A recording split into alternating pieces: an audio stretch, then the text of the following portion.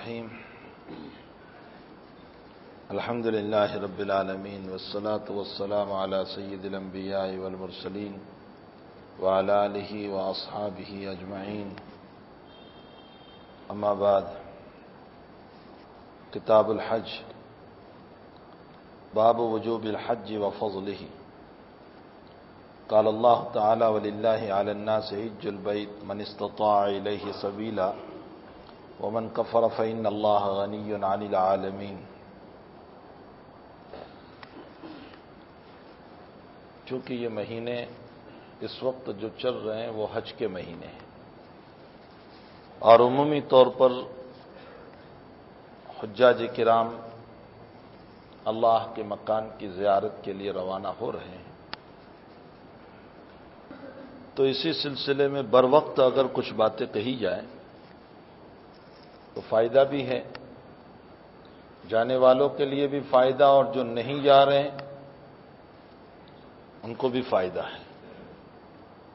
حج ایک ایسی عبادت ہے جس میں سراسر عشق کا مظاہرہ ہوتا ہے۔ حج کا معنی ہوتا ہے القصد بشیء المعظم، بڑی چیز کا قصد کرنا، اونچی چیز کا قصد کرنا، اس کو حج کہا جاتا ہے۔ ویسے تیمم کا معنی بھی ہوتا ہے قصد کرنا، ارادہ کرنا۔ اسی لیے حنفیہ کے وہاں وضو میں نیت سنت ہے، لیکن تیمم میں حنفیہ کے وہاں نیت فرض ہے، اور حنفیہ نے دلیل یہ دی اس کی کہ خود تیمم کے معنی ہی ہوتے ہیں قصد و ارادہ کرنا، اور نیت کہتے ہیں ارادے کو، اس لیے وہ لفظ خود نیت پر دلالت کر رہا ہے۔ اس بنیاد پر حنفیہ نے تیمم میں نیت کو فرض قرار دیا، البتہ وضو میں نیت کو سنت قرار دیا۔ یہ اور مسئلہ ہے کہ حضرت امام شافعی رحمۃ اللہ علیہ اور دیگر اماموں کے وہاں وضو میں بھی نیت فرض ہے۔ ان ائمہ کرام نے وضو میں بھی نیت کو فرض قرار دیا ہے، اور بھئی ہمیں چاہیے کہ نیت کر لیا کریں وضو سے پہلے، اس لیے کہ ہمارے مسلک پر سنت ہیں، دوسرے اماموں کے مسلک پر تو فرض ہیں۔ ہمارے مسلک پر نیت نہیں کی تو بھی نماز ہو جائے گی، لیکن ان کے مسلک پر نیت فرض ہے، اور نیت نہیں کی تو وضو ہی نہیں ہوا، اس لیے نیت کرنا چاہیے، یہ سنت ہے۔ لیکن تیمم میں بالاتفاق سب کے وہاں نیت فرض ہے، حتیٰ کہ حنفیہ کے وہاں بھی فرض ہے۔ لیکن تیمم کا معنی مطلقاً ارادہ کرنا، اور حج کا معنی ہوتا ہے بڑی چیز کا ارادہ کرنا، القصد بشیء المعظم، بڑی چیز کا ارادہ اور قصد کرنا۔ انسان چونکہ حج کے ذریعے سے نیت کرتا ہے، ارادہ کرتا ہے کعبۃ اللہ کا، اور دنیا میں کعبۃ اللہ سے افضل سوائے وہ زمین جس کے ساتھ نبی اکرم صلی اللہ علیہ وسلم کا جسد مبارک اور آپ کا بدن مبارک جو لگا ہوا ہے، اس زمین کو چھوڑ کر دنیا کی کوئی زمین کعبۃ اللہ سے اونچی نہیں ہو سکتی۔ ہاں البتہ جسد اطہر صلی اللہ علیہ وسلم سے جو زمین لگی ہوئی ہے وہ بہت اونچی ہے، حتیٰ کہ کعبۃ اللہ سے بھی افضل ہے، اس لیے کہ کعبہ بھی مخلوق ہے اللہ کی، اور ہمارے نبی علیہ الصلاۃ والسلام بھی مخلوق ہیں اللہ کی، لیکن اس مخلوق کو اس مخلوق سے جب کمپیئر کریں گے تو اللہ کے نبی علیہ الصلاۃ والسلام کا مقام کعبۃ اللہ سے اونچا ہے.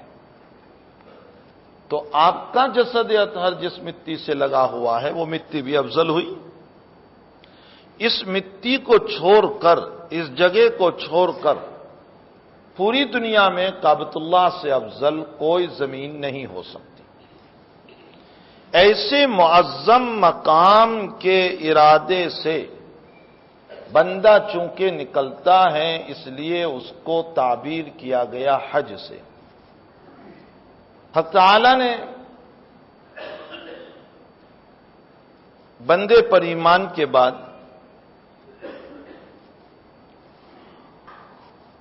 چار عبادتوں کو فرض فرمایا: نماز، زکوٰۃ، روزہ اور حج.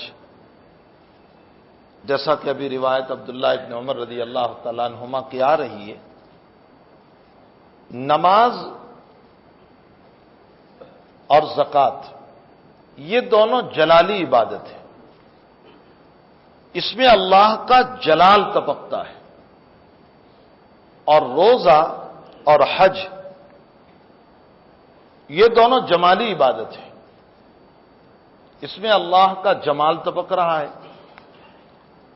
آپ نماز میں دیکھیے، اللہ کے جلال کا عالم یہ ہے نماز میں.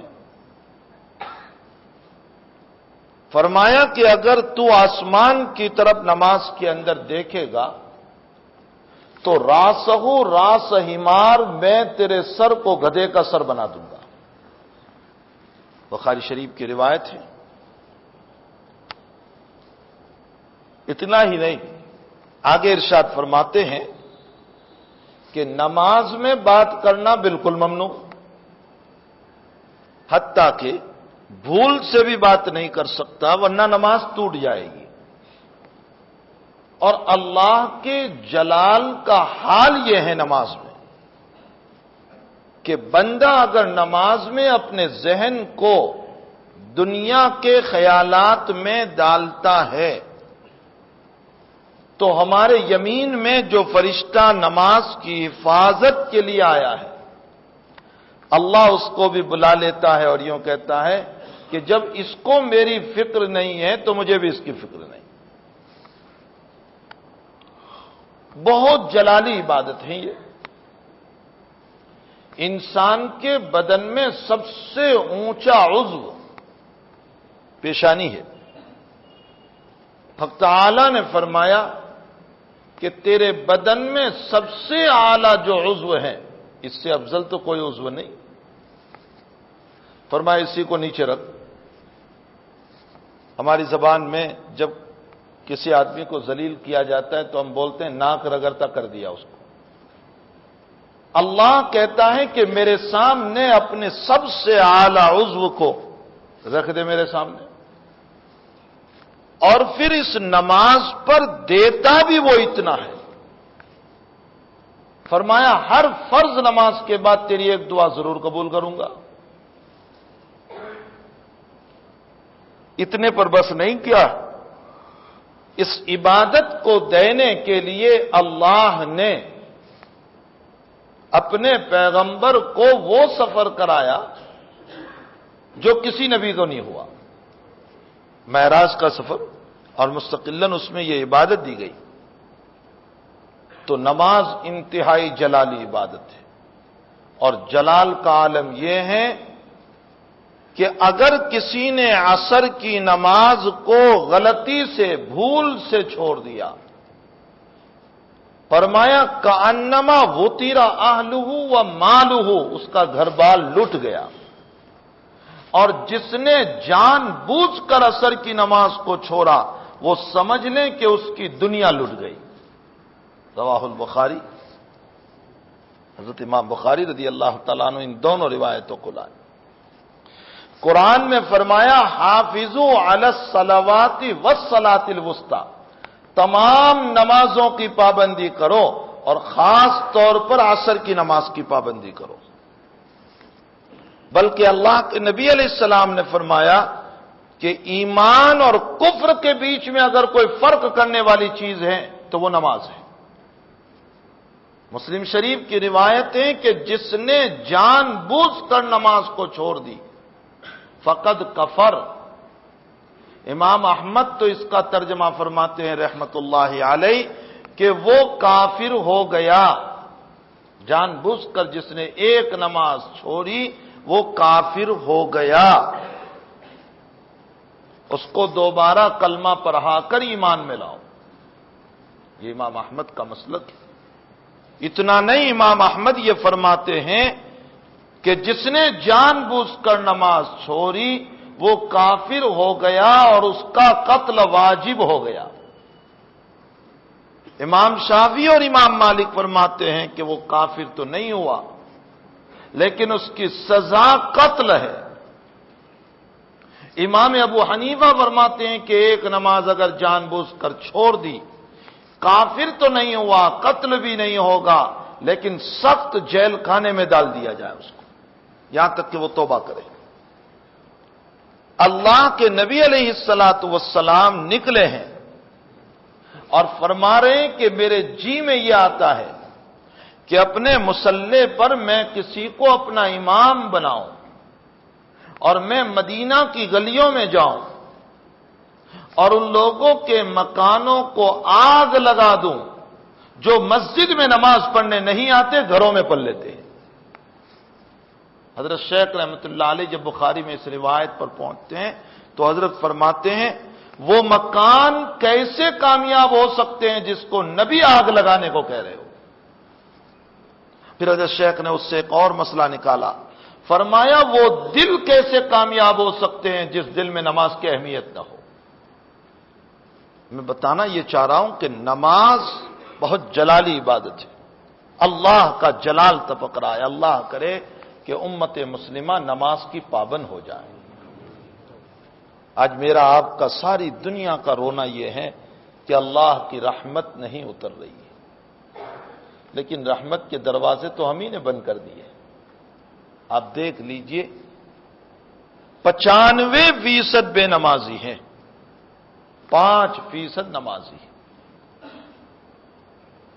اور پھر بے نمازی پر غیرت کا عالم یہ ہے. آپ سوچیں کہ مسجد کے قریب بیٹھے ہوتے ہیں، اللہ کا منادی اس کو کہہ رہا ہے کہ حی علی الصلاۃ، آؤ نماز کی طرف، حی علی الفلاح، آؤ کامیابی کی طرف، لیکن وہ نہیں آ رہے ہیں. اس سے بڑھ کر اللہ کے سامنے دلیری کیا ہو سکتی؟ ہمارے حضرت شاہ عبدالعزیز صاحب دہلوی رحمت اللہ علیہ کا عجیب جملہ ہے. حضرت فرماتے ہیں کفر کے ساتھ حکومت باقی رہ سکتی ہے لیکن بے حیائی اور ظلم کے ساتھ حکومت باقی نہیں رہتی. اس جملے کو غور سے بعد میں سوچنا. کفر کے ساتھ حکومت باقی رہ سکتی ہے. دنیا کی بہت ساری حکومتیں ہیں جس کے برسر اقتدار جو لوگ ہیں کافر ہیں، لیکن حکومتیں باقی ہیں ان کی. البتہ ظلم کے ساتھ اور بے حیائی کے ساتھ اللہ حکومت کو باقی نہیں رکھتا. جہاں ظلم ہوتا ہے اس حاکم کو اللہ مٹاتا ہے، آج نہیں تو کل. جہاں بے حیائیاں ہوتی ہے اللہ ان کو مٹاتا ہے. امت مسلمہ میں بے حیائیاں بھی عام ہے اور ظلم کا بھی مسئلہ ہے. کیا اللہ پر یہ ظلم نہیں ہو رہا ہے کہ اللہ کا منادی پکار رہا ہے، اس کے مسجد کے پاس بیٹھے ہیں اور اللہ کی نماز ادا نہیں کر رہے؟ ظلم کا معنی ہوتا ہے ایک چیز کو اپنی جگہ سے ہٹا کر دوسری جگہ رکھ دینا، یہ ظلم ہے. تو نماز انتہائی جلالی عبادت ہے. اسی طرح زکوٰۃ بھی انتہائی جلالی عبادت ہے. نماز کی جلالت کا عالم یہ ہے کہ اگر ایک نماز قضا کر دی، پڑھی تو ہیں قضا کے ساتھ، توبہ نہیں ہوئی اس پر، تو حدیث شریف میں آتا ہے ایک حقوہ، ایک نماز کے قضا کرنے پر جہنم ہے. صحابی پوچھ رہے ہیں کہ یا رسول اللہ ایک حقوہ کس کو کہتے ہیں؟ اللہ کے نبی فرماتے ہیں 80 سال ایک نماز کی قضا. جلالت ہی جلالت اللہ کی تبق رہی ہے. اسی طرح زکات میں بھی یہی حال ہے. فرمایا 1 پیسہ اگر زکات کا باقی رہ گیا وہ تمہارے باقی مال کو بھی خراب کر دے گا اگر تم نے حساب کر کے زکات نہیں نکالی. نبی علیہ الصلوۃ والسلام فرماتے ہیں کہ جن کے پاس جانور ہے اور انہوں نے جانوروں کی زکات نہیں دی تو اس کو سلایا جائے گا اور جانور اس پر چلیں گے، اور جتنے جانوروں کی زکات نہیں دی وہ تمام جانور اس کے اوپر چلتے رہیں گے، اس کو رونتے رہیں گے اپنے پاؤں سے. اور جنہوں نے مال کی زکات نہیں دی اللہ اس کے مال کو ایک گنجا سانپ بنائے گا، اور وہ زہریلا یہ ہوگا، اتنا زہریلا ہوگا کہ اگر دنیا میں اس کے ایک قطرے کو ڈال دیا جائے تو یہاں گھاس اگنا بند ہو جائے گا. اتنا زہریلا اللہ اس کو بنائے گا. اور زکات نہ دینے والے کے گلے میں اللہ ڈال کر یوں کہے گا، وہ سانپ بولے گا انا کنزک انا مالک انا کنزک انا مالک، میں تیرا مال ہوں، میں تیرا خزانہ ہوں، میں تیرا مال ہوں، میں تیرا خزانہ ہوں. تو نے مجھ کو بند کر کے جمع کیا تھا اور میرا حق ادا نہیں کیا تھا، اب تو چکھ لے اس کے مزہ کو. دونوں عبادتیں انتہائی جلالی. روزہ اور حج یہ جمالی عبادت ہے. اللہ میں جلال بھی ہے جمال بھی ہے،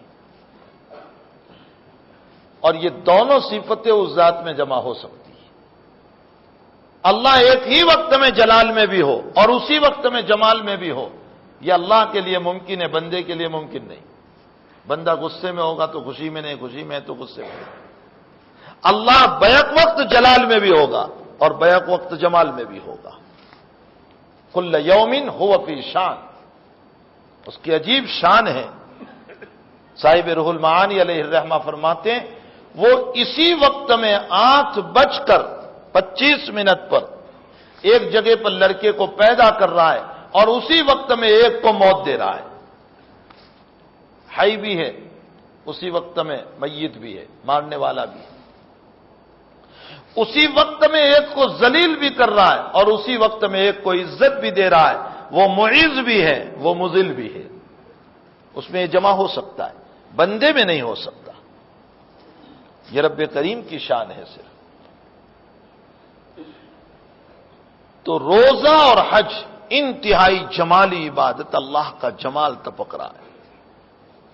جمال کا عالم یہ ہے کہ روزہ رکھا ہوا ہے، بندہ بھول گیا کہ میرا روزہ تھا، پیٹ بھر کے کھانا کھا لیا. اللہ کہتا ہے پھر بھی روزے کو قبول کر لوں گا. پیٹ بھر کے پانی پی لیا، پتہ نہیں تھا، پیٹ بھر کے پانی پی لیا. اللہ کہتا ہے تیرے روزے کو قبول کروں گا، چونکہ بھول سے تو نے کیا ہے نا، تجھے یاد نہیں تھا. فرمایا کہ جب افطاری کا موقع آ رہا ہے تو صائم کے لیے 2 خوشیاں، فرحتن عند الفطر و فرحتن عند لقاء رب تبارک و تعالی.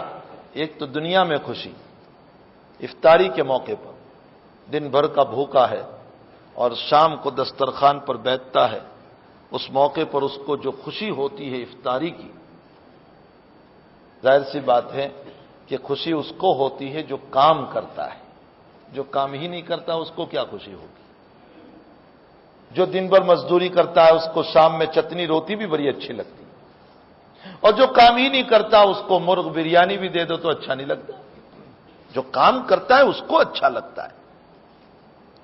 دن بھر روزہ رکھا، بھوکا رہا، پیاسا رہا، غیبت سے پاک رہا، اب افطاری کے موقع پر اسے انتہائی خوشی ہے. اور ایک قیامت کے دن کی خوشی ہوگی. عجیب عشق کا معاملہ ہے. دنیا میں میرا کوئی اور کام کر دیتا ہے تو میں کسی کے ذریعے سے ہدیہ بھیج دیتا ہوں، لیکن جب کسی سے محبت ہو جاتی ہے تو میں اپنے ہاتھوں سے دیا کرتا ہوں. روزے میں بھی اللہ نے یہی فرمایا، تمام عبادتوں کا بدلہ میرے فرشتوں سے دلواؤں گا، لیکن روزے کا بدلہ میں اپنے ہاتھوں سے دوں گا۔ عشق والی عبادت ہے، محبت والی عبادت ہے۔ مہینہ بھر روزہ رکھا اور روزے میں چل رہا ہے، کھانا چھوڑا، پینا چھوڑ دیا، بیوی تک کو چھوڑ دیا، اور مومن کی تو شان ہی یہ بیان کی گئی ہے۔ مومن کی شان قلت کلام، قلت طعام، قلت منام، کم کھائے، کم بولے، کم پیے، یہ مومن کی شان ہے۔ کم سوئیں، تتجافى جنوبهم عن المضاجع يدعون ربهم خوفا وطمعا ومما رزقناهم ينفقون۔ اللہ مومن کی شان بیان کر رہا ہے کہ راتوں میں نرم نرم اور گرم گرم بستر اس کا انتظار کر رہا ہے، اور یہ صبح 4 بجے اس بستر کو چھوڑ کر ٹھنڈی کے اندر وضو کر کے اللہ کے سامنے کھڑا ہو گیا۔ اس کی بیوی اس کا انتظار کر رہی ہے کہ ایسی ٹھنڈی کے اندر میں اپنے شوہر کو آغوش میں لے لوں تاکہ جس سکون کی نیند آ جائے۔ ایسے موقع پر صبح 4 بجے بیوی کو چھوڑ کر، گرم بستر کو چھوڑ کر، گرم لحاف کو چھوڑ کر رب کریم کے سامنے کھڑا ہو جاتا ہے۔ تتجافى جنوبهم عن المضاجع يدعون ربهم خوفا وطمعا، اور اللہ سے یوں ہاتھ اٹھا کر کے خلوتوں میں دعا کرتا ہے، امید بھی ہے اللہ سے معافی کی، اور ڈر بھی رہا ہے کہ پکڑ نہ فرما لے۔ وَمِمَّا رَزَقْنَاهُمْ يُنْفِقُونَ، اور جو ہم نے دیا ہے اس میں سے میرے راستے میں خرچ کرتا ہے۔ یہ مومن کی شان بیان کی گئی۔ تو روزہ مہینہ بھر رکھا، اللہ کی صفات اختیار کی، اللہ بھی کھاتا نہیں، پیتا نہیں، اور ان صفات کی اختیار کرنے کی وجہ سے اس کا قلب بڑا مجلہ ہوا، نور سے بھرا۔ اب اس کے دل میں داعیہ پیدا ہوا کہ جس رب کے لیے، جس اللہ کے لیے، جس مالک کے لیے، جس خالق کے لیے میں نے یہ روزے رکھے اور کھانا چھوڑا اور پینا چھوڑ دیا اور راتوں کی بیداریاں کی، جی نہیں چاہتا تھا پھر بھی میں راتوں میں تراویح میں کھڑا رہا، بشاشت کے ساتھ، ذوق کے ساتھ دن بھر اپنے رب کی بھوک اور پیاس کے ساتھ عبادت کرتا رہا۔ لاؤ نا میں اپنے اس اللہ کو دیکھ بھی تو لوں، جس کے لیے ساری صفات اختیار کی، اس کو دیکھوں تو صحیح میں وہ رب کیسا ہے۔ اب جس کے پاس مالی اسباب ہیں، فراوانی ہے، وہ اپنے رب کو دیکھنے کی تیاریاں کر رہا ہے۔ یہ جو بہت وقت سے ہمارے دل میں جو داعیہ حج کا پیدا ہوتا ہے نا، وہ وہی روزوں کا اثر ہے۔ روزہ عشق کی ابتدا ہے، اس لیے کہ دنیا میں جب کسی کا دیوانہ بنتا ہے تو ابتدا میں کھانا پینا ہی چھوٹ جاتا ہے۔ یہ عشق کی ابتدا ہے، اور عشق کی انتہا یہ ہے کہ اپنی معشوقہ کو پا کر اس کے در و دیوار کو چومتا رہتا ہے، یہ عشق کی انتہا ہے۔ روزہ عشق کی ابتدا ہے اور حج عشق کی انتہا ہے۔ اب یہ اسباب تلاش کرتا ہے کہ کچھ مالی فراوانی ہو جائے، میں اپنے رب کی طرف چل پڑوں، اور جس کے پاس اسباب نہیں ہے وہ روتا ہے، اس کا رونا بھی اللہ کے عشق ہی کے لیے ہے۔ وہ بھی چاہتا ہے میں اپنے رب کو دیکھ لوں، لیکن یاد رکھیں مسبب الاسباب ہر ایک طالب کا کوئی نہ کوئی راستہ نکالا کرتا ہے۔ علامہ رومی نے لکھا ہے، اگرچہ مثال ہو سکتی ہے، ہم اس کو حقیقت پر محمول نہیں کر سکتے، لیکن انہوں نے لکھا ہے کہ ایک چونٹی نے جب ارادہ کیا اللہ کے گھر کو دیکھنے کا، تو عجیب مسئلہ ہے کہ رب کریم نے کبوتر کے پاؤں پر بٹھا کر کے اس کو وہاں پہنچا دیا، اور اللہ جب مٹانے پر آتا ہے تو کچھ لوگ وہ ہیں کہ جو وہاں پہنچ کر بھی حرم میں نماز نہیں پڑھتے، کہتے ہیں حرم کے امام کے پیچھے نماز نہیں ہوتی۔ بھائی، اللہ اپنے نبی کے مصلی پر کبھی ایسے ایرے گہرے کو کھڑا نہیں کر سکتا ہے، یہ طے شدہ مسئلہ ہے۔ اس کے مصلی پر کھڑا ہونے والا یقیناً راتوں کا رونے والا ہے، اس کے مصلی پر کھڑا ہونے والا یقیناً متقی ہے، اس کے مسلح پر کھڑا ہونے والا وہ تقوی والا ہے۔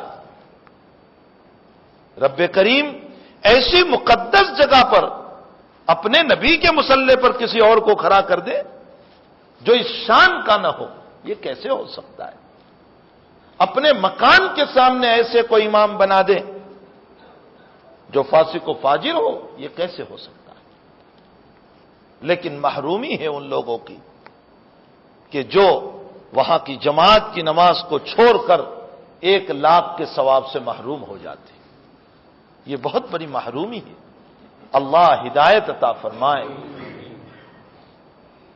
حقیقت یہ ہے کہ بیچارے بھولے ہیں، غلط تعلیم کی بنیاد پر انہوں نے اس مقدس حرمین کی جماعت کی نماز کو چھوڑ دیا،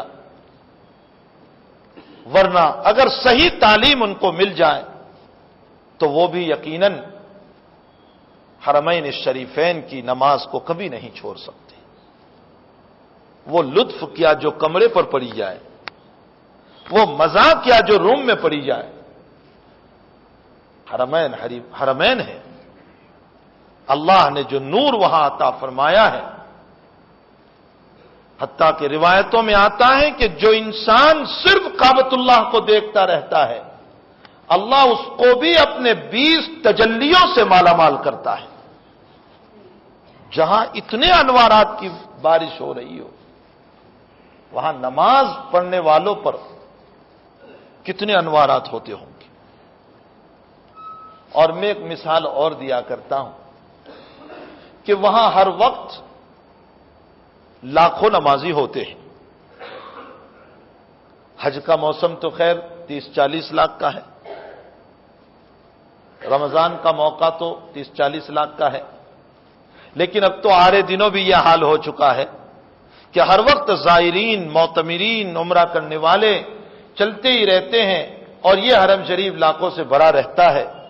ظاہر سی بات ہے ان لاکھوں میں 2, 5, 10 تو اولیاء اور قطب ہوں گے، غوث اور ابدال ہوں گے، جو اللہ کے مقرب ترین بندے ہوں گے، اور وہ جب نماز کے بعد اپنے رب کریم سے ہاتھ اٹھائیں گے تو انشاءاللہ ان کی دعاؤں کے صدقے میں اللہ ہماری نمازوں کو بھی قبول کرے گا۔ یہ ایک بہت بڑا اللہ کی طرف سے تمغہ اور ہدیہ ہے۔ لیکن محرومی ہے جو یہ سوچتے ہیں کہ وہاں کے امام کے پیچھے نماز نہیں ہوتی۔ صحیح بات یہ ہے کہ اللہ اپنے حرمین میں کسی ایرے گہرے کو امام نہیں بنا سکتا، یہ ایک مسلم مسئلہ ہے۔ تو جب انسان میں ایک داعیہ پیدا ہوا، جذبات پیدا ہوئے کہ میں جس کے لیے بھوکا رہا، پیاسا رہا، تڑپتا رہا، اس رب کریم کی زیارت بھی تو کر لوں، اس کو دیکھوں تو صحیح۔ اس نے اسباب تلاش کرنے شروع کیے۔ مالی اسباب تھے، ویزا کے اسباب نہیں ہو رہے تھے۔ ویزا کے اسباب مقدر ہیں، مالی اسباب نہیں ہیں۔ اللہ ہر مسلمان کے لیے دونوں ہی اسباب پیدا فرماتے ہیں۔ اسباب کی فراہمی کے بعد اب یہ دیوانہ وار چلتا ہے۔ اسی لیے رمضان کے فوراً بعد پہلی شوال سے حج کے مہینے شروع ہو جاتے ہیں۔ شوال، ذی-قعدہ اور ذی الحجہ کے 10 دن، یہ ہیں 2 مہینے 10 دن حج کے مہینے۔ اسی کو اشہر حج کہا جاتا ہے۔ اسی کو قرآن میں اللہ نے فرمایا الحج اشہر معلومات فمن فرض فیہن الحج فلا رفث ولا فسوق ولا جدال فی الحج۔ حج کے مہینے متعین ہیں، معلوم ہیں اللہ کی طرف سے، جو اس میں حج کے لیے چلے اس کو چاہیے فلا رفث ولا فسوق،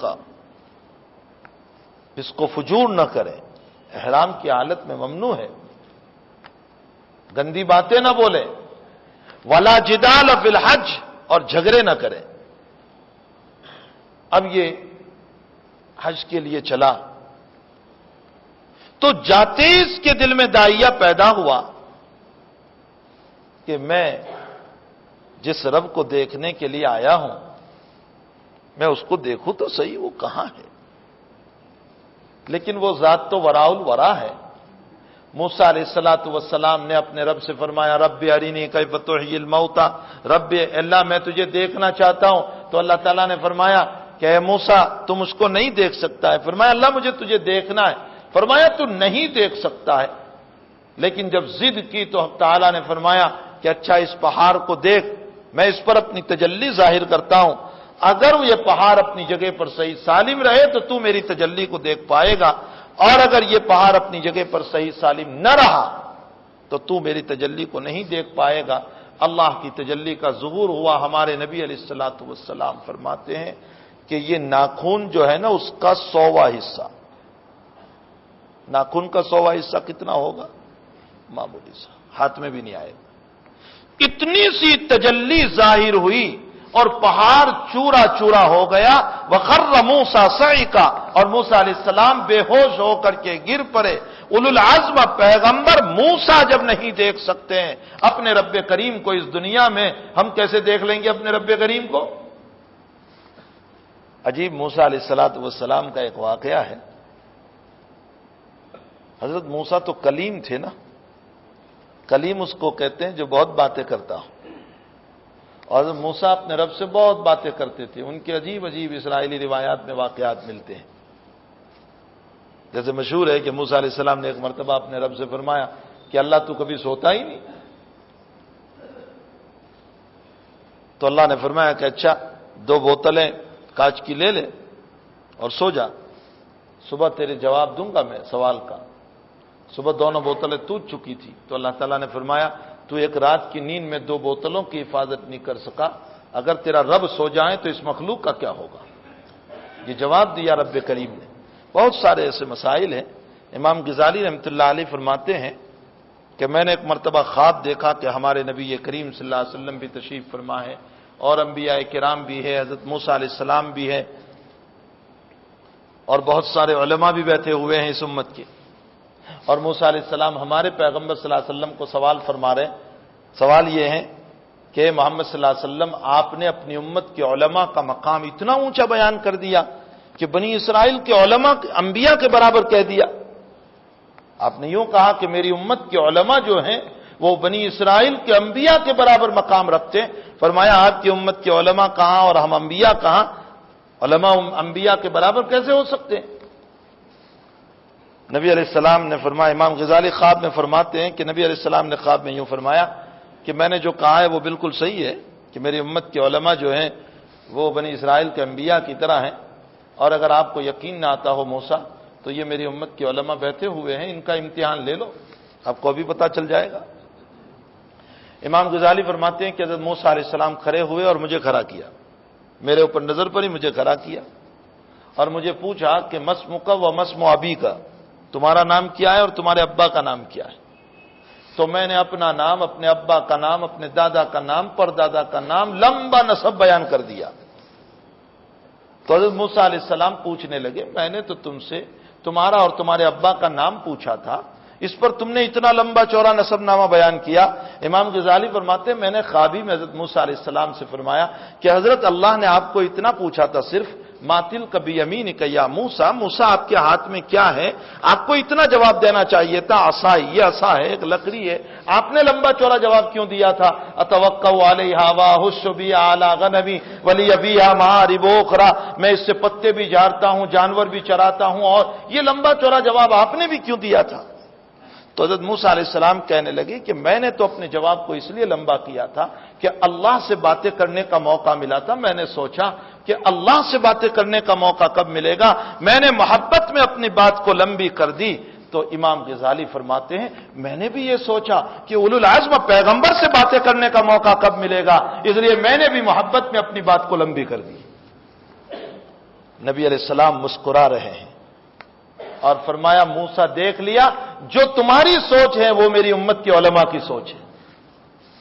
اگر تم نے محبت میں اللہ سے بات کو لمبی کی تو میری امت کے عالم نے بھی محبت ہی میں تو بات کو لمبی کی.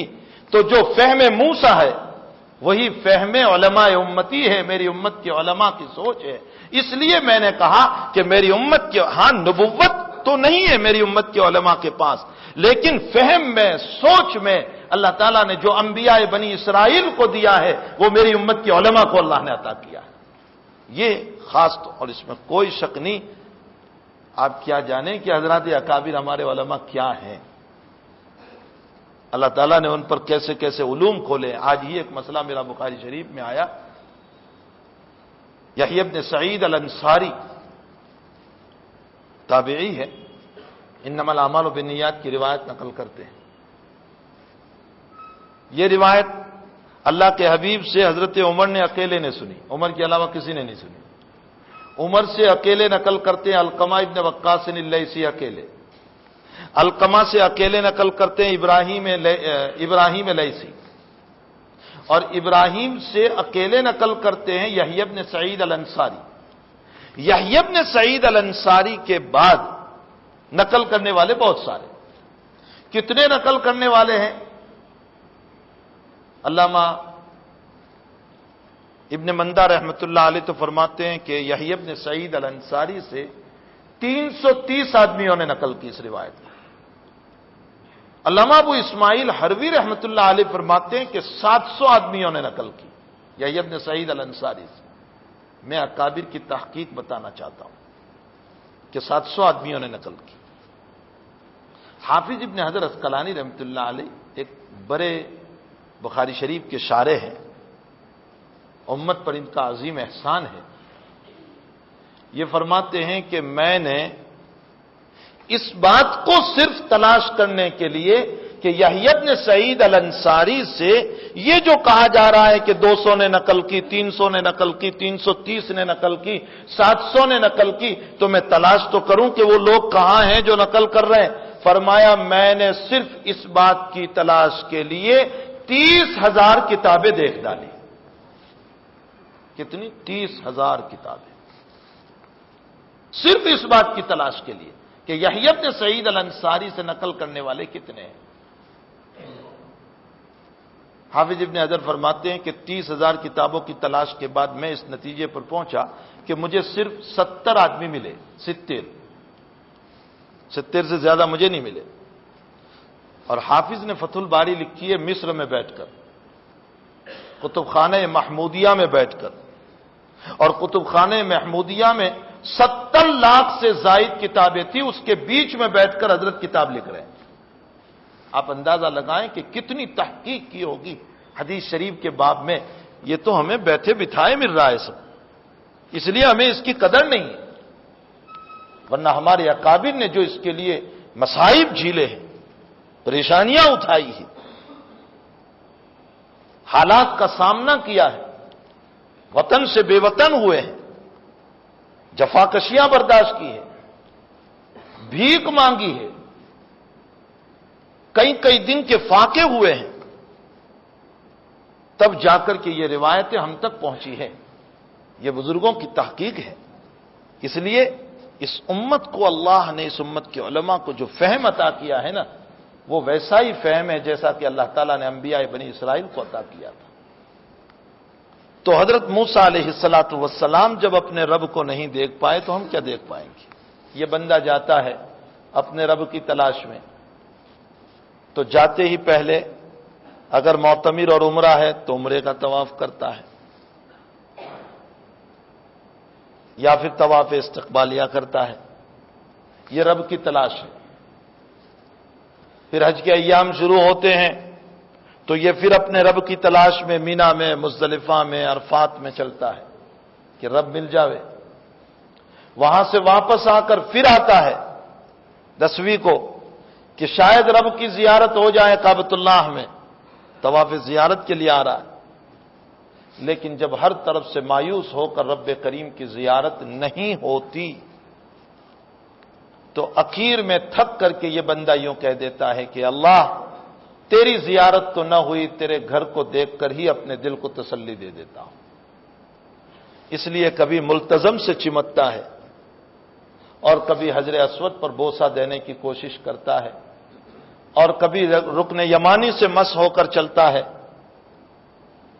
اور کبھی نکلتے ہوئے بار بار مڑ کر کے کعبہ کو دیکھتا ہے، اور کبھی الوداع کہتے ہوئے بہتی ہوئی آنکھوں سے روانہ ہوتا ہے، دل میں یہ تمنا ہے کہ اللہ کبھی محبوب کی زیارت نہ ہوئی تو محبوب کے مکان ہی سے تسلی دے دیتا ہے۔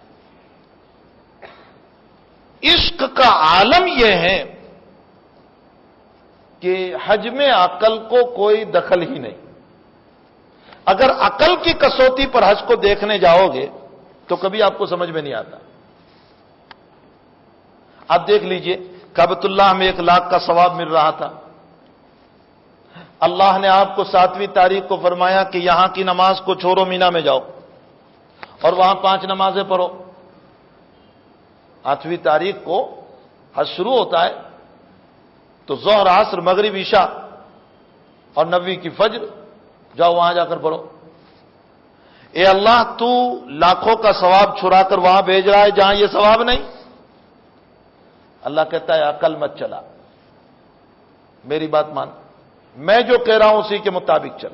اگر تو نے میری بات کو مان لیا تو اس لاکھوں کے مقابلے میں تجھے بہت کچھ عطا کروں گا، تو جا وہاں۔ یہ وہاں سے چلا تو اب پھر اس کو عرفات نکالا گیا۔ عرفات ایک میدان ہے، کچھ بھی نہیں۔ فرمایا الحج علی عرفہ، اصل حج تو تیرا عرفہ میں ہے۔ اب تو کچھ کھڑا ہو کر دعا کر لے، مجھ سے مانگ لے، کچھ عبادت کر لے، رو لے۔ اگر سچے دل سے تو نے عرفات میں توبہ کر لی ہے تو میں تجھے ایسا واپس کروں گا کہ یوم ولدت امہ، جیسے تیری ماں نے تجھ کو آج جنا ہے، پیدا ہونے والے بچے کا گناہ نہیں ہوتا، تیرے بھی سارے گناہوں کو معاف کر دوں گا۔ وہاں سے مزدلفہ آیا، کھلے آسمان کے نیچے پڑا ہوا ہے، کنکر چوب رہے ہیں، سونے کا صحیح نظام نہیں، کسی نے چائے گرائی اسی پر چٹائی بچھا دی، کسی نے ترکاری گرائی دی اسی پر چٹائی بچھا دی، اور سو گیا ایک فقیرانہ شان کے ساتھ۔ اور نیند بھی خوب آتی ہے، یہاں گرم گرم بستر پر نیند نہیں آ رہی تھی، وہاں کنکروں پر نیند آ جاتی ہے، نیند بھی خوب آ رہی۔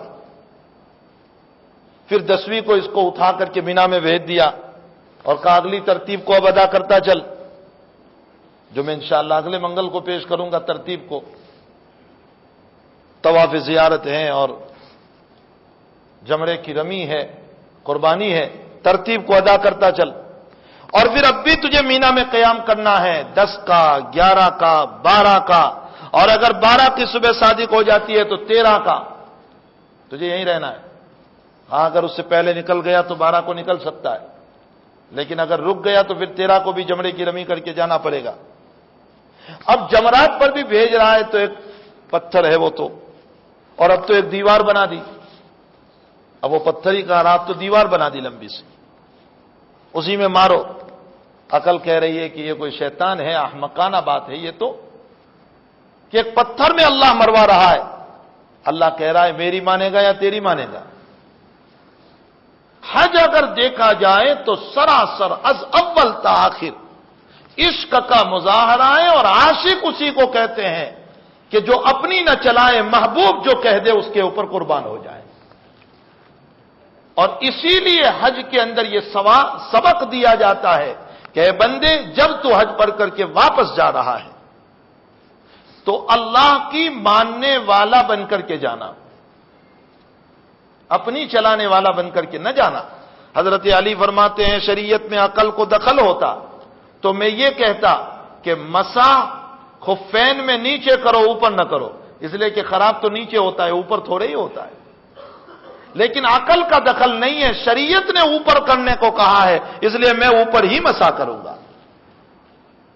تو حج ہم کو یہ سبق دے رہا ہے کہ تم اللہ کے ماننے والے بن کر کے واپس آؤ۔ کسی عیسائی پادری نے عجیب بات کہی کہ میں ٹی وی پر تمہارے حج کے مظاہرے کو دیکھ رہا تھا، میرے دل میں ایک بات آئی، وہ کہہ رہا ہے یو کے کی سرزمین پر، کہ میرے دل میں ایک بات آئی اور وہ یہ ہے کہ پوری دنیا کے مختلف زبانوں کے لوگ، مختلف شکل و صورت والے ایک ہی کعبہ کے چاروں طرف کھڑے ہو کر کے نماز پڑھ رہے ہیں اور سب کا منہ اسی طرف ہے۔ یہ معلوم یہ ہوتا ہے کہ تمہارا کعبہ یہ ایک بننے کا سبق دیتا ہے. اگر مسلمان ایک سبق کے اوپر آ جائے تو دنیا میں سب سے زیادہ عزت والا مسلمان ہو جائے گا. ایک عیسائی کہہ رہا ہے. لیکن افسوس کہ حاجی وہاں سے بھی اتحاد کا سبق لے کر نہیں آیا، جھگڑے کا سبق لے کر آتا ہے، معافی کا سبق لے کر نہیں آتا. وہی دل کے جذبات تو وہی رہتے ہیں کہ میں معاف نہ کروں، میں درگزر نہ کروں، میں بدلہ لے کر رہوں. تو وہ ایک پادری کہہ رہا ہے کہ تمہارا کعبہ ایکتا کا سبق دے رہا ہے. اگر مسلمان اس کو مان لیں تو اللہ پوری دنیا میں عزت دے دے گا. اگرچہ اس کو آیت معلوم نہیں ہوگی، ورنہ وہ شاید آیت بھی پڑھ لیتا کہ لا تہینوا ولا تنازعوا فتفشلوا وتذهب ريحكم، جھگڑے نہ کرو ورنہ تمہاری طاقت ختم ہو جائے گی. پھر حج ایک سبق اور بھی دیتا ہے، اور وہ یہ ہے کہ نماز کے ذریعے سے اللہ نے تکبر کو دبایا. ہم سب میں آگ موجود ہے تو تکبر بھی موجود ہے. اس تکبر کو دبانے کے لیے اللہ نے نماز رکھی، اور روزے کے ذریعے سے اللہ نے لالچ کو دبایا. ہمارے بدن میں پانی ہے اور پانی کی خاصیت لالچ ہے، تو لالچ کو دبانے کے لیے روزہ رکھا. روزے میں انسان کی لالچ ختم ہو جاتی ہے. 10 منٹ کی دیر ہوتی ہے، کتنی پیاس کیوں نہ ہو، لیکن کبھی وہ فالودہ کا گلاس نہیں اٹھاتا، اس کا جی نہیں چاہتا کہ اٹھاوے. کیوں نہیں اتارا؟ اللہ نے منع کیا. لالچ ختم. نمبر 3، ہمارے اندر بخیلی ہے، بخیلی کو دبانے کے لیے اللہ نے زکوٰۃ کی عبادت کو رکھا تاکہ اس کے ذریعے سے بخیلی دب جائے اور اپنے مال کو اللہ کے راستے میں خرچ کرنے والا بنے. اور ہمارے اندر انانیت بھی ہے. انانیت کا معنی جہاں میں رہوں وہاں کوئی نہ رہے. انانیت یہ ہمارا مزاج ہے، اور یہ مزاج ہوا کا مزاج ہے، اور ہمارے اندر ہوا موجود ہے. ہر وقت آکسیجن پر چل رہے ہیں ہم، تو ہوا ہے تو یہ مزاج بھی ہمارا.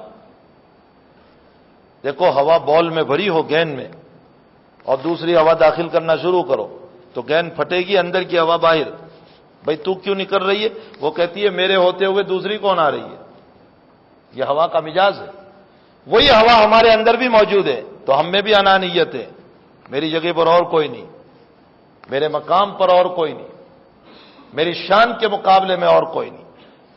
اللہ نے اس انانیت اور اس شان کو دبانے کے لیے رب کریم نے حج کی عبادت کو ایسی جگہ پر رکھا جہاں کوئی جاننے والا ہی نہیں، کوئی پہچاننے والا نہیں.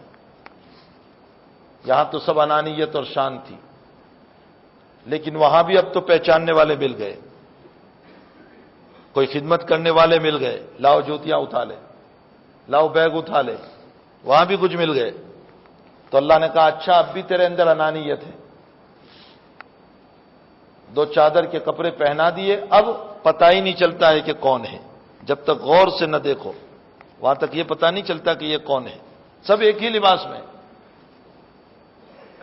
اور اب ایک ساتھ مل کر کے طواف کر رہے ہیں. کوئی ادھر سے مار رہا ہے، کوئی ادھر سے مار رہا ہے، کوئی لنگی پر پاؤں رکھ رہا ہے، اوپر کی چادر نیچے گری جا رہی ہے، کوئی آنکھیں نکال رہا ہے، طرح طرح کی باتیں ہو رہی ہے. کوئی ڈرا رہا ہے حرام حرام حرام، حاجی حرام، ڈرا رہے ہیں، فتوے دے رہے ہیں وہاں چلتے چلتے. طرح طرح کے حالات ہیں، اور اس کے بیچ میں طواف جاری ہے، اور یہ خاموشی کے ساتھ چلتا جا رہا ہے. اللہ نے ساری انانیت کو ختم کر دی وہاں. میں نے کئی جگہ پر کہا کہ ایک ڈی ایس پی صاحب تیسرے سال ہمارے ساتھ حج میں تھے. ایک مصری نے اتنے زور سے مارا ان کو طواف زیارت میں کہ وہ باہر نکل کر مجھے کہنے لگے مول صاحب جلدی سے پانی پلاؤ، بہت درد ہو رہا ہے. میں نے کہا ڈی ایس پی پنا سارا ختم کر دیا اللہ نے آپ کا، ساری انانیت آپ کی ختم. حج یہ بھی سبق دیتا ہے کہ تم اپنی انانیت اور اپنی شان کو ختم کرو. اگر شان کسی کی ہے تو رب کریم کی ہے، اللہ ہی کی ہے. یہ ایک عجیب عاشقانہ عبادت ہے جس سے ایکتا کا سبق ملتا ہے، جس سے اتحاد کا سبق ملتا ہے، جس سے انانیت کو دور کرنے کا سبق ملتا ہے، جس سے رب کریم سے تعلق جوڑنے کا سبق ملتا ہے، جس سے رب کریم کو ماننے والے جذبات بنانے کا سبق ملتا ہے، یہ سب کے سب اسباق ہیں حج کے ذریعے سے، یہ ایک عاشقانہ عبادت ہے جو اس امت کو عطا کی گئی ہے، خاص طور پر فرضیت کے ذریعے سے فرض فرمایا اس امت پر۔ حج کب فرض ہوا؟ ایک قول کے مطابق سن ہجری 6 میں، ایک قول کے مطابق سن ہجری 7 میں، ایک قول کے مطابق سن ہجری 9 میں۔ لیکن اگر سن ہجری 6 اور 7 والے قول کو لیے جائیں تو سوال یہ پیدا ہوتا ہے کہ پھر اللہ کے نبی نے اتنے دیر سے کیوں کیا، سن ہجری 10 میں کیوں فرمایا؟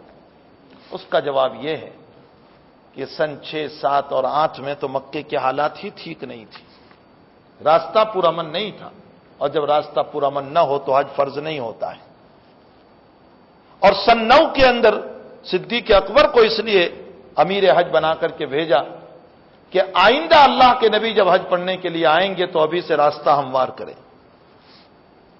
اور عربوں نے چونکہ نسی کر دی تھی، نسی کا معنی مہینوں کو آگے پیچھے کر دیا تھا، تو سن ہجری 9 میں حج کا مہینہ جو مشہور ہوا تھا وہ حقیقت میں حج کا مہینہ نہیں تھا، اس لیے صدیق اکبر کو بھیج دیا۔ انما النسیء زیادۃ فی الکفر۔ اور سن ہجری 10 میں اللہ کے نبی علیہ الصلوۃ والسلام حج کے لیے نکلے اور ایک جم غفیر کو لے کر نکلے، ایک قول کے مطابق 80,000، 90,000، 1,00,000، 1,24,000، ایک بہت بڑی جماعت کو لے کر کے نکلے۔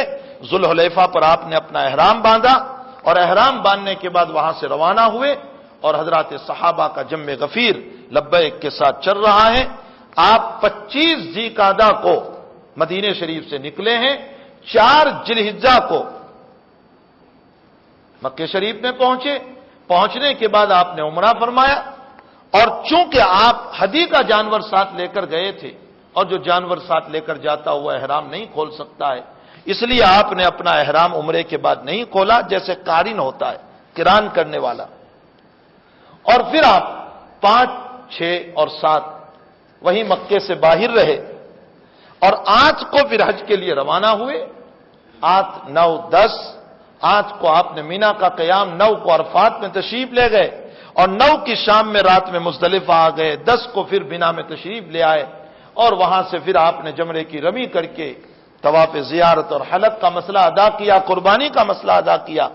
11 اور 12 کو حضرت وہیں ٹھہرے رہے، اور 13 کو بھی حضرت کا قیام رہا، اور پھر 13 کو ظہر کے بعد حضرت نے جمرے کی رمی فرمائی، اور عصر کے بعد وہاں سے چلے ہیں مکہ شریف، اور مکہ شریف بعضوں نے کہا عصر کے بعد چلے، اور بعضوں نے کہا کہ عشاء کے بعد چلے گئے، اور جا کر کے طواف وداع فرمایا، اور طواف وداع فرمانے کے بعد دوبارہ مقام محصب پر تشریف لے آئے۔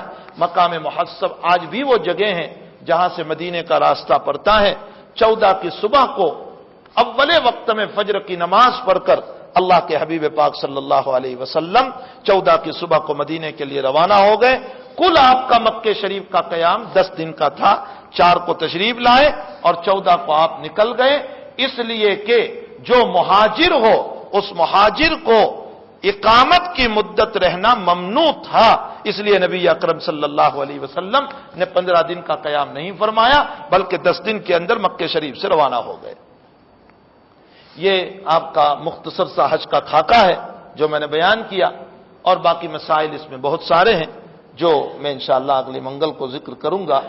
اللہ جانے والے حجاج کے حج کو قبول فرمائے، اور جن کی تمنائیں ہیں تعالیٰ ان کی تمناؤں کو بھی پوری فرمائے، اور کچھ لوگ جو ہیں جن کے حج کے مسائل ابھی حل نہیں ہو رہے ہیں، اللہ تعالیٰ ان کے لیے بھی حج کے مسائل کو آسان فرمائے۔ رب کریم سب کی دلی مرادوں جائز تمناؤں کو پوری فرمائے۔ جناب فاروق بھائی چوکسی کا گزشتہ کل انتقال ہو گیا ہے، دعائے مغفرت کے لیے درخواست کی ہے، اللہ تعالیٰ ان کی مغفرت فرمائے، ان کی درجات کو بلند۔ جی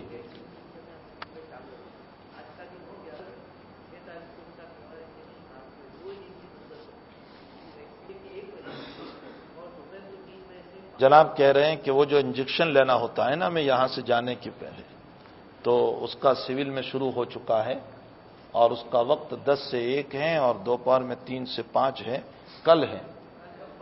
اور پرسوں چھٹی ہے، اس کے بعد پھر اور ایک دن ہے، تو جن لوگوں نے انجیکشن نہ لیا ہو، چونکہ وہاں اترتے ہی اس کارڈ کی ضرورت پڑتی ہے اور وہ لوگ اس کو دیکھتے ہیں کہ یہ کارڈ ہے یا نہیں، اس لیے ہمیں، اور ویسے بھی اگر لے لیں تو بہتر بھی ہے چونکہ، لیکن قانوناً بھی چونکہ یہ قانون ہے، اس لیے جن لوگوں نے نہ لیا ہو وہ انجیکشن کو لے لیں۔ اللہ تعالیٰ تمام حجاج کی ہاں، حج کمیٹی کا جو کور نمبر ہے وہ لے جائیں اور پاسپورٹ کاپی لے جائیں، اور سبھی کے راستوں کے مسائل کو آسان فرمائے۔ بہت سارے حجاج اس وقت پریشان ہیں جن کا نہیں ہو رہا ہے، رب کریم کسی طرح ان کی شکلیں پیدا فرما دے۔ اللہم صلی علی سیدنا حبیبنا شفیعنا سندنا مولانا محمد مبارک وسلم۔ اللہم ارنا الحق حقا وارزقنا اتباعہ وارنا الباطل باطلا وارزقنا اجتنابہ۔ ربنا ظلمنا انفسنا وان لم تغفر لنا وترحمنا لنکونن من الخاسرین۔ یا حی یا قیوم برحمتک نستغیث اصلح لنا شأننا کلہ انت ربنا ونحن عبادک فاغفر لنا ذنوبنا وکفر عنا سیئاتنا وتوفنا مع الابرار۔ اللهم اهدنا الصراط المستقيم صراط الذين أنعمت عليهم من النبيين والصديقين والشهداء والصالحين وحسن أولئك رفيقا۔ اللهم وفقنا لما تحب وترضى، اللهم وفقنا لما تحب وترضى۔ اللهم ربنا آتنا في الدنيا حسنة وفي الآخرة حسنة وقنا عذاب النار۔ اللهم اعنا على ذکرک و شکرک و حسن عبادتک۔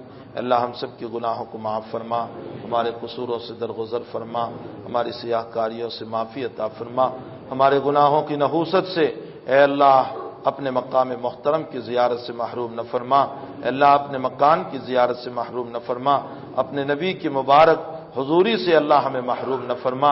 الہ العالمین ہمیں وہاں کی حضوری نصیب فرما، اللہ وہاں کی حاضری کے راستے آسان فرما، راستوں کی تکلیفوں کو دور فرما، پریشانیوں کو ختم فرما۔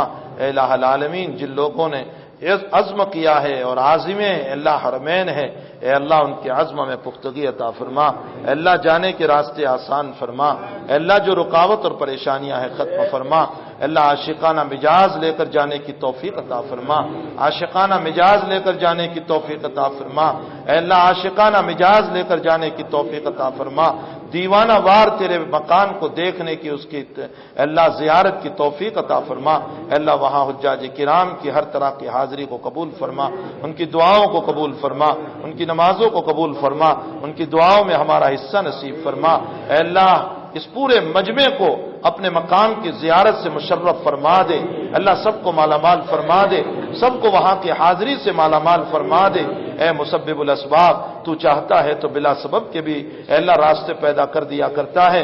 اللہ آپ سے التجا ہے کہ پورے مجمع کی اللہ دلی مرادوں کو پورا فرما دے، وہاں کی حاضری نصیب فرما دے۔ اے اللہ حضور پاک صلی اللہ تعالی علیہ وسلم کے مبارک مقام پر حاضری کے لیے اے اللہ بہت سارے تیرے بندے بے چین اور بےتاب ہیں، اے اللہ اپنے فضل سے وہاں کی حاضری عطا فرما، اے اللہ ہمارے گناہوں کو معاف فرما، قصوروں سے درگزر فرما، بیماروں کو شفا عطا فرما، مرحومین کی مغفرت فرما، تمام کی قبروں کو نور سے منور فرما، سب کی جائز تمنا و حاجات کو پورا فرما، اے اللہ ہم سب کی دعاؤں کو اپنے فضل و کرم سے قبول فرما۔ وصلی اللہ علی النبی الکریم برحمتک یا ارحم الراحمین۔